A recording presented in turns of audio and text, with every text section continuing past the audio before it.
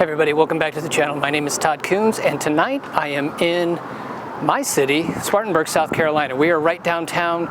Beautiful evening, a little bit windy, but it's a beautiful spring evening. The trees are starting to bud and just gorgeous. If you've never been to the South in the spring, I highly encourage you to come down here. But the reason I'm down here tonight is because a good friend of mine, photographer, Betsy, has got a gallery. And she's showing her work from 2 trips that she took to Africa. And I just want to show off what she did and her work and talk a little bit to her because I'm super proud of her. She's one of those people that, you know, has made a career out of photography. But I think stepping out and showing her work like this was a little bit out of her comfort zone. So I'm super proud of her that she did it. She's showing off her work. She took this leap of faith, if you will.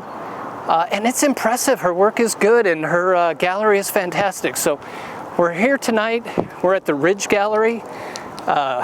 Mike Etheridge is the guy that runs the gallery. He's fantastic. So we're going to go talk to Betsy. I'm going to show off her work and let her tell a couple little stories about who she is, what she does, and about the gallery. So let's get to it.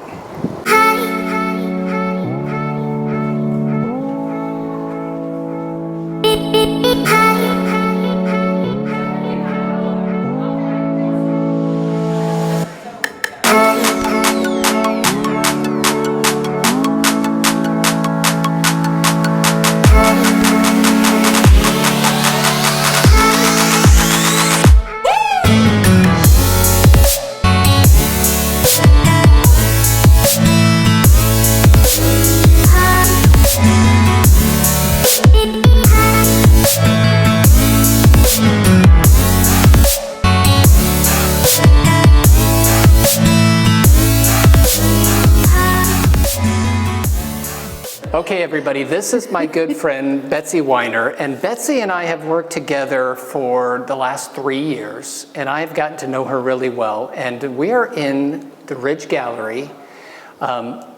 So, Betsy, tell everybody who you are and how you got into photography. Well, as you said, my name is Betsy Weiner. I've been a photographer for a very long time. I got into photography when I joined the Army. When you enlist in the Army, you have to pick a job. And the job I picked was a nightmare. It was god-awful. So when I got to my permanent party, and all you veterans will know what I'm saying, the E7, who is the gentleman who's in charge of putting you in various companies, came through and said, "Do we have any photographers?" And I said, "That would be me." Of course, I had never picked up a camera in my life or shot anything.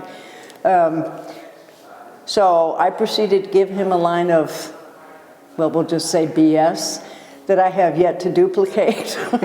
And then I gave it to the sergeant major, and then I gave it to the colonel, and they all knew I was lying, of course, and they laughed, and then they sent me into the photo lab where they taught me how to be a photographer. I love that story.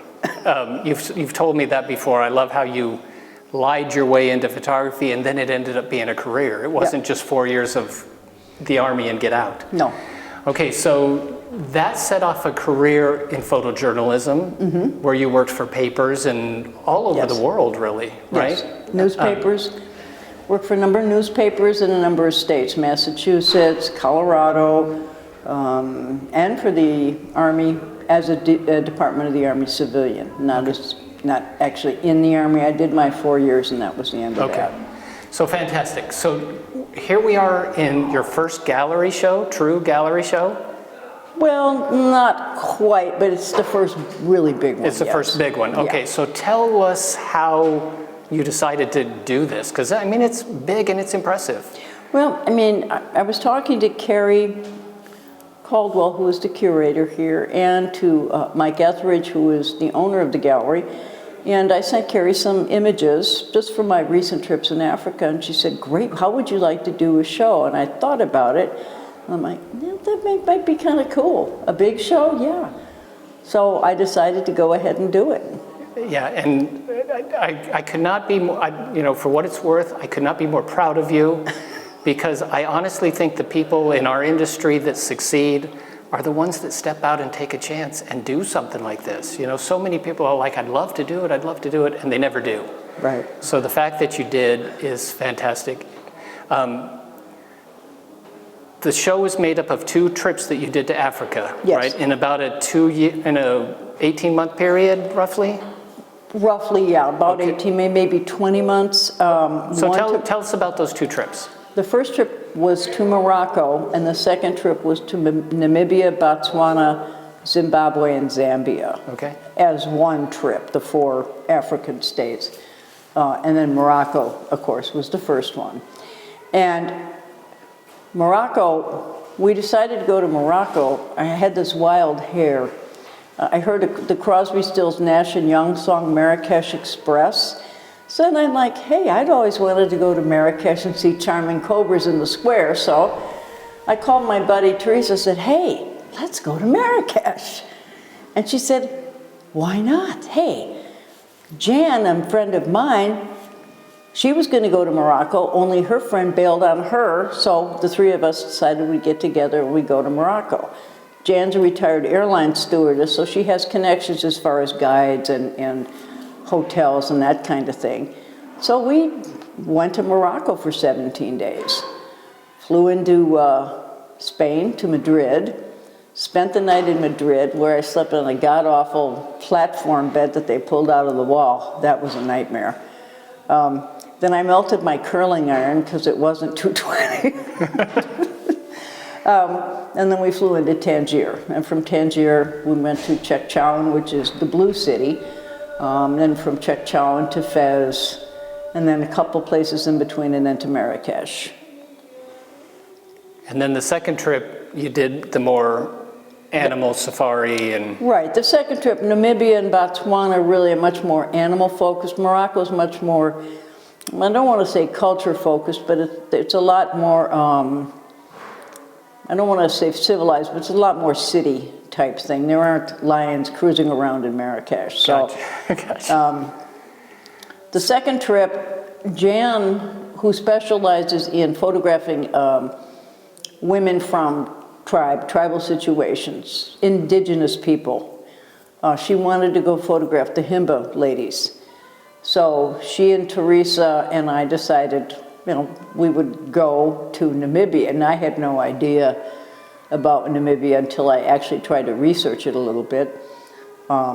So Jan had her love, which is indigenous people. I have mine, which was the animals. I wanted to focus on that, and Teresa loves landscapes and things, so she kind of wanted to focus on that. Of course, all 3 of us loved the animals, and we all loved the indigenous people and the landscape. So we all, even though we specialized in certain things, we all just kind of stepped out of our boundaries. Perfect, perfect. All right, so I've got a bunch of gearheads that watch the channel, so tell us about the gear you take. I took my, let's see, I have a Sony A1, which I love dearly. I took a 24-70 lens, which really was kind of a waste of time. I took a 70-200, which I unfortunately broke, sort of bit the dust there in Africa. And a 100-400, as well as a Sony 200-600, which, because I couldn't handhold it, I didn't end up using very much. So for the animals, the 100-400 was the lens of choice.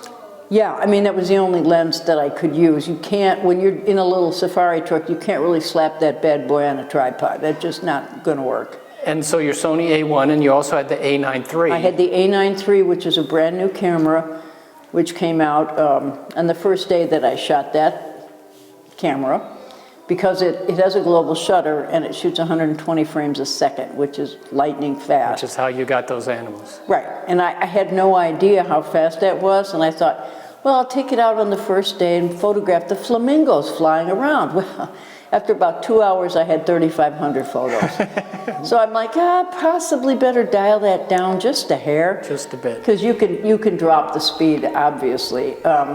So it took me 2 days to delete all the useless photos, and there were a whole bunch of useless photos. Well, I appreciate you taking some time. Again, super impressed. Very, very well done. Thank you. So I appreciate you, and I will link to all your stuff, and Cool. appreciate your time.